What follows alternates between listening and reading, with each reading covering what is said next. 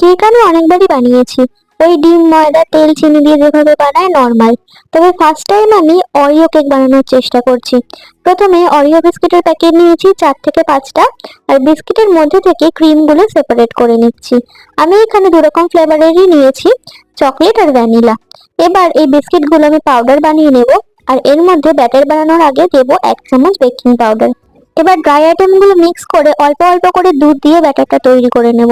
আর যে ক্রিমটা আলাদা করে রেখেছিলাম সেটাও মিক্স করে নেব।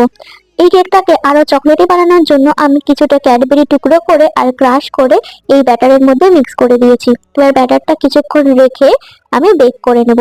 আমার কাছে মাইক্রো ওভেন নেই, আমি কিন্তু ওভেনেই কেকটা বেক করি। তো দেখো কেকটা একদম রেডি। এবার ওপরটা একটু ডেকোরেট করে নেব।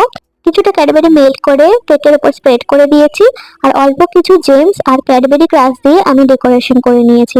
ব্যাস রেডি আমাদের অরিও কেক। খেতে কিন্তু দারুণ হয়েছিল।